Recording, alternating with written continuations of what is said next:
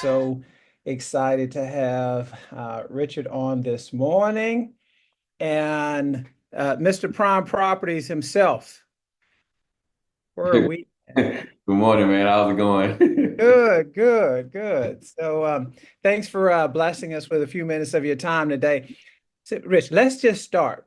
Before we Uh-huh. jump into this, where did Prime Properties come from, and are you benefiting today with the success of Colorado and Mr. Prime Time himself? Yeah, so definitely we've been around before he went to Colorado and all that stuff. But I am a big fan of Deion Sanders. It didn't come from that. When I was a solo agent, I knew when I started the team, I didn't want to name it after myself. I didn't want it to be the Spears team, anything like that, because my goal and my vision was something that can grow beyond me. So I didn't want it to be named after me because I wanted to just create a platform where my partners can come and be in partnership with me and have success. And I also saw myself just trying to kind of structure it like law firms to where we can create those equitable partnerships that can grow beyond me just as I continue to try to figure out exit strategies just from sales, day-to-day sales, if that makes sense. So I just wanted something that can grow beyond me and just my name, if that makes sense. 100%. And I tell you, I've struggled with it because I've worked on a couple of names, and I think at this point, 35 years, it's I can still make the transition, and I haven't. But I do think that in the next year or so, I'm going to be moving in that direction. So if anybody has any suggestions, I'm willing to listen. Um, I've come up with the Power Squad was that was my name. And so if you like it or hate it, let me know because I'm open to suggestions, right? So well, good. Well, again, thank you for sharing that because I saw that and I was like, he's had that name for quite a while. So it's not Yeah. like, he just stole it from Dion, but I do like the success they're having because he's an interesting character and coach. So let's get to it, man. I don't remember what we really talked about, but let me ask you this: what are you seeing, feeling currently in the marketplace, and especially there in your market there in Louisiana? Yeah, so I think similar to the rest of the country, here real estate has been down. Numbers just dropped on the 15th of this month. And for the first time, we're seeing pending sales and closed sales actually up. And from what we saw, pretty much up 2% on pending sales and up 8% month over month with closed sales. So that's some good news that we're seeing. Within our personal business and our team, we did experience growth this year, so I'm grateful for that in the down market. And it's just like I was sharing with others, it just took more work. It took more Absolutely. work. It took more conversations to accomplish these results. But I mean, we knew that going into the year that it wasn't going to be easy. We're battling interest rates. We're battling the media, telling our buyers a different story. So one of the biggest things that we had to do was double down on script and role play so we can handle these objections. And it just was a kind of a mandatory thing this entire year that we show up for script and role play and it worked. And just week after week, just having success stories with script and role play with agents on my team and having them sharing their success stories of how they overcame objections with the team, it just motivated everyone to stay in and stay in the fight.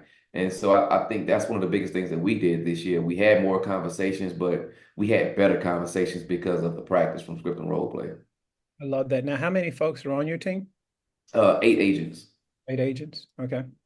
And I And think, sorry for interrupting.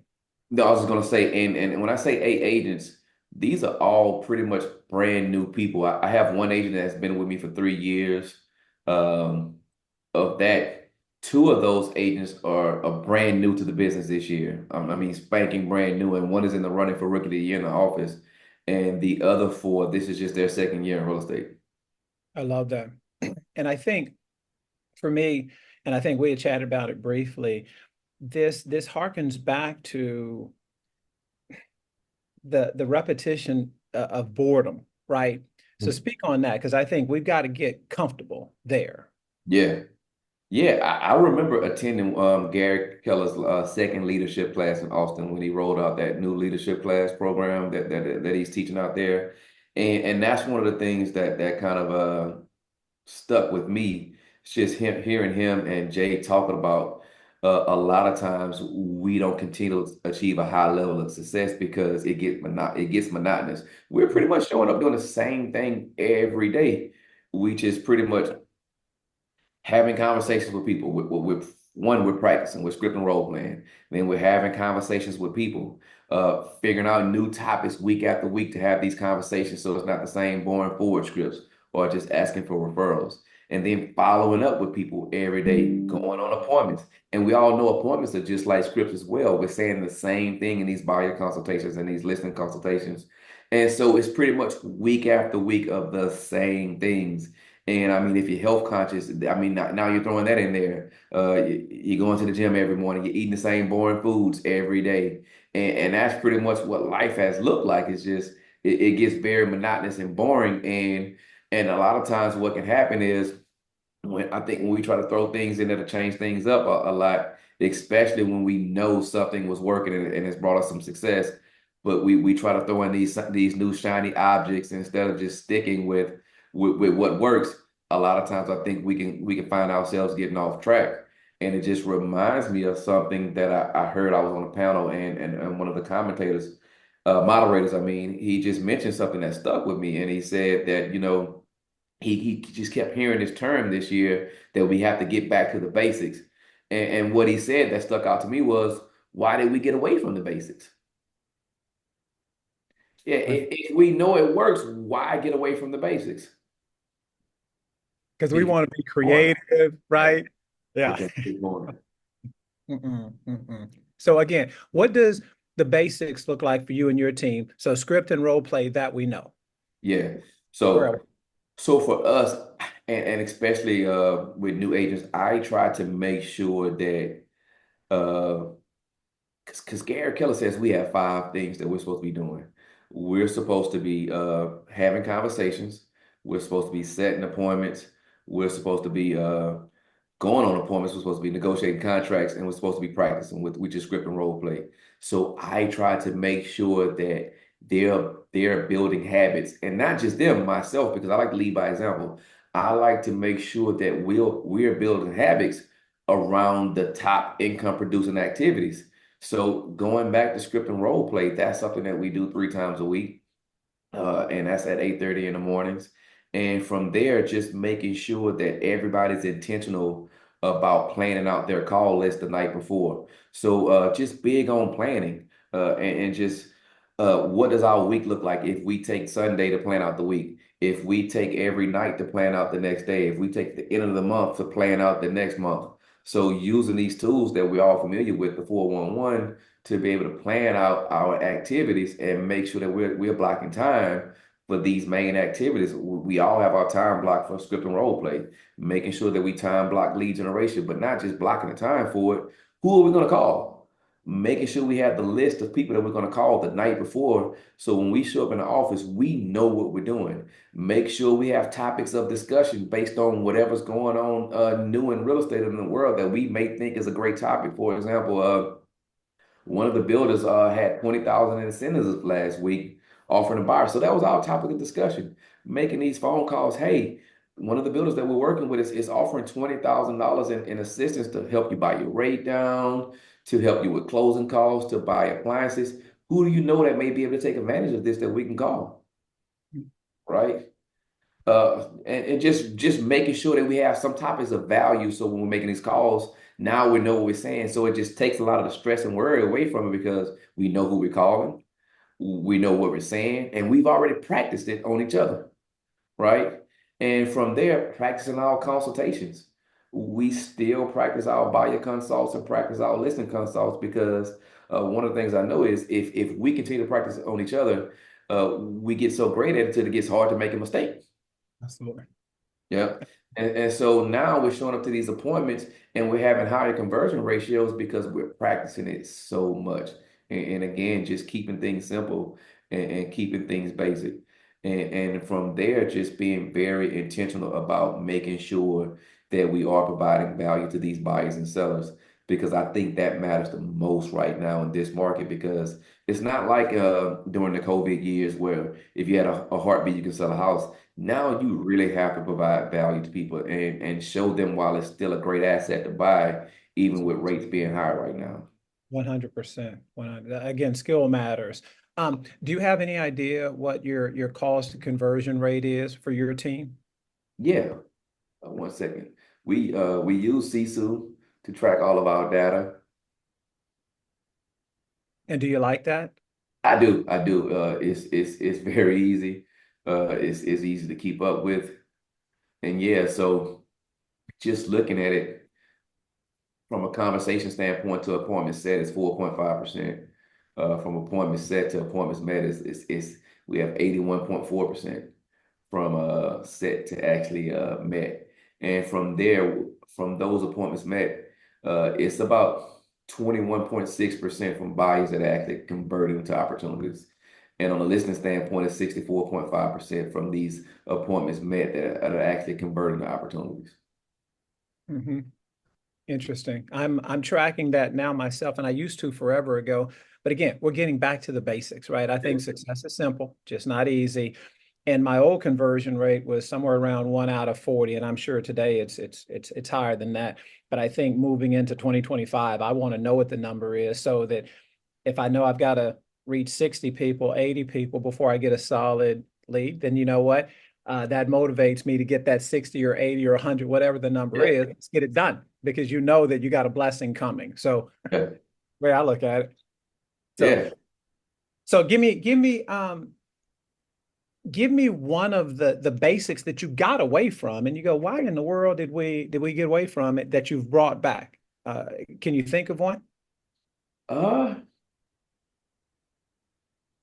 I tell you this, one of the ones that I personally got away from was script and role play. That was something I was outsourcing, even though it was mandatory for my agents on my team. I was outsourcing it to cyberbackers, which is I'm not sure if y'all familiar with cyberbackers, but that's the yeah. Absolutely. So they have a script and role play platform, and I kind of outsourced my agents to their platform, and I would show up here and there, and they actually shut that down, and that was one of the greatest things that happened because it forced me to take ownership of that again and started hosting it myself. And of course, we all know that teaching is the highest form of learning, so it forced me to get back in there and hosting this week after week, and it forced myself to get back in the script and role play myself. So that was one of the transparently one of the habits that I personally got away from. Uh, Creating my list at night, even though I was preaching this to my agents, transparently is one of the habits that I personally got away from, and and seeing their success with it, and just asking myself, why am I not making time for this?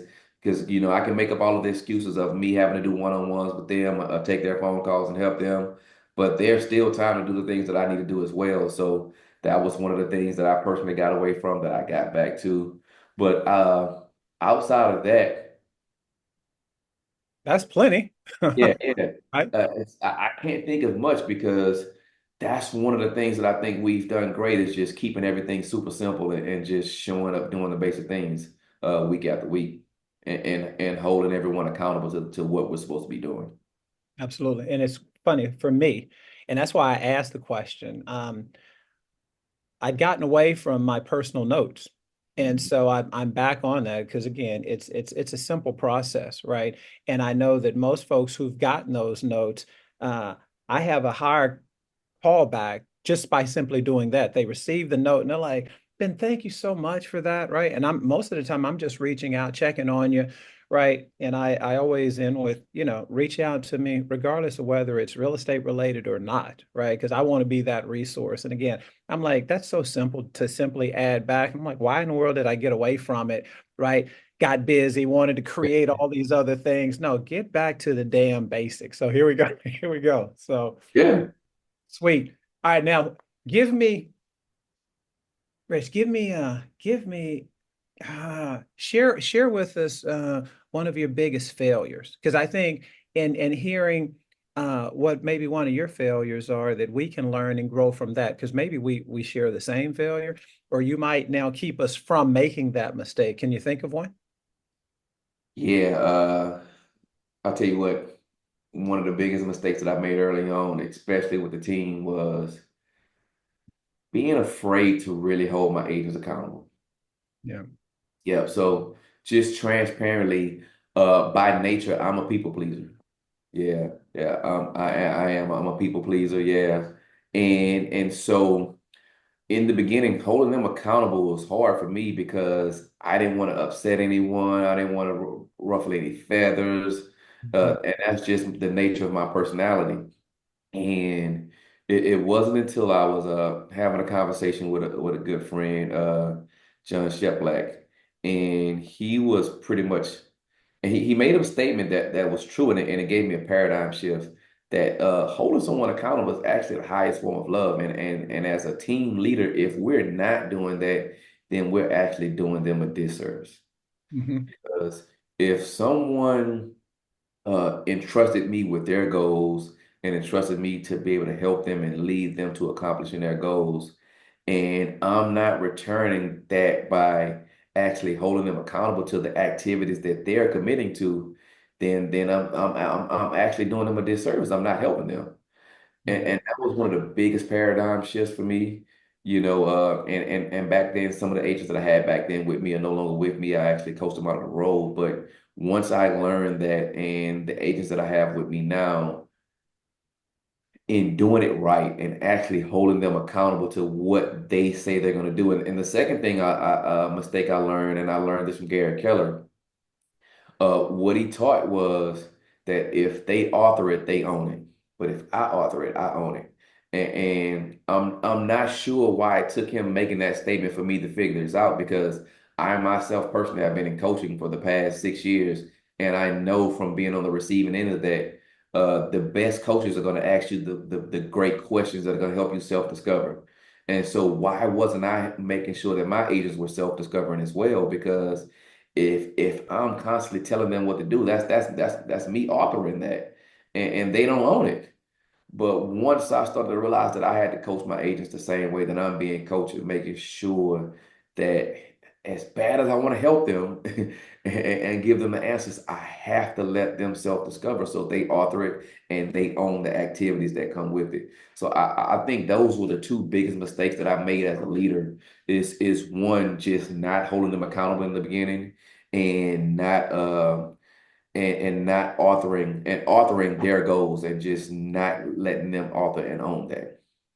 I've never heard it said that way, but I mean I understand the concept, and you can't see this because of the Zoom background, but I put it in my notebook, and I'm Yeah, like, Gary says authorship is ownership. I Yeah, that's love what he that. told us. He said authorship is ownership. That's something. Wow. All right. Let's switch gears for a second, because again, the time just flies, man, when we're together. So I saw that I know you've got probably a holiday event coming up on December 7th. Looks like photos with Santa and stuff. Do you host a number of events? And if so, what events do you host? Yeah. So we do events once a quarter. We used to call them past client events. Now we call them community events. So I've been doing it consistently for the past 3 years. And in doing it consistently, I've brought on a lot of vendor partners that help offset the expenses for these events. Mhm. And in doing so, it has allowed me to open this up to the community and not just my past clients. So Mhm. this year was the first year that we rolled out what we call now community events and not past client events. And so what we do now is we invite anybody that wants to come to these events. We invite the general public because our goal is to build new relationships with new people and add new people to our database. And so what we do is we partner with local businesses. Uh, for example, this past quarter, our community appreciation event was at a local taco restaurant. And so crazy enough, this is like a brand new restaurant that had a lot of buzz in the city, but the general manager at this particular restaurant used to be the general manager at a restaurant that we did an event at last year. And so we made them so much money on an off night that they pretty much invited us to come and do more events with them. So this time we did the event, our expenses were offset because they wanted us to bring people. So now just leveraging my influence, to be able to offset these expenses for these events because we're bringing a lot of people to these locations. The quarter before that, one of my commercial clients that owns a wing restaurant, we pretty much just gave away free wings and fries to anybody that wanted to come out. We had DJs out there. We do the photos with Santa every year. So basically it's also a toy drive. So we partner with my church that has a community center in the neighborhood that I grew up in North Baton Rouge. And so we raise toys from different vendors as well as the photos with Santa. And so we just ask our past clients and anybody in the community, because again, it's open to the entire community, to just bring an unwrapped toy to have a free photo with Santa and bring your kids.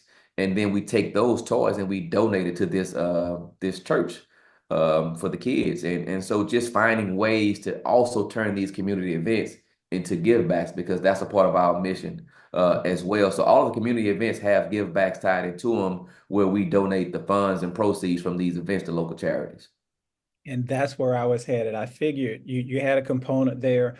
Um, I think expanding, and we've just done that this coming Saturday. We've got my seventh annual movie event, and we decided to expand that a little bit. We've promoted it on my Facebook pages and Instagram, but also my neighborhood and community, not just to our past clients.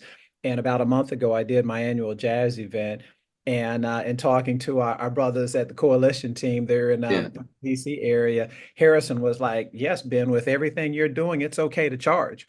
yeah, And yeah, it was a very nominal fee, but from that charge alone, we were able to bless three charities, one being my own. And so we distributed, I think, 2,500 bucks. And so I'm looking forward to the next. And again, I think bringing in these vendor partners, that's an opportunity I can grow in because a lot of folks are wanting to help because they see the good that you're doing and serving the community at a high level. And I tell folks, those communities have served us. Why yeah, would we not in turn serve them back, right? And I do think that we should learn and grow from what you just said. Let's expand it and invite the community out because we want to grow, right? We want to yeah, meet more people. So and let our influence shine. So man, I love the work you're doing. That's the reason why I feel like I had to stalk you down because you're so busy. But I wanted folks to hear from you, and I wanted to hear from you and learn from you because I've already picked up a nugget or two, and each and every week that's what this is all about, yeah, right? I got to bring the meat every yeah. right? And that's what I'm doing. So as we depart, is there something else that you'd like for us to know that maybe we don't know? I will ask you. I know that there was you've got so many accolades and honors, but tell me briefly about the male producer of the year.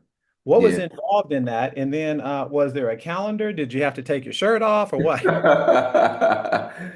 No, I'm pretty sure you guys have real producer magazines in Yes, y'all's yes. market. Yeah, so the publisher of that magazine here in my market, she does a annual awards every year, and so we're voted for those accolades by our peers, and so basically the other agents in my market actually voted for me for that actual award for male producer of the year. So it pretty much there's a female producer of the year and male producer of the year, and it's voted on by our peers, by the our co-oping agents. See, I would say that's way more important because that shows the respect that your peers and agents you've worked with have for you in Yeah. order to nominate you and vote you for that. So again, not surprised at all. So keep doing the darn thing, Yeah, right? we try to treat our co-oping agents as past the same way we treat past clients.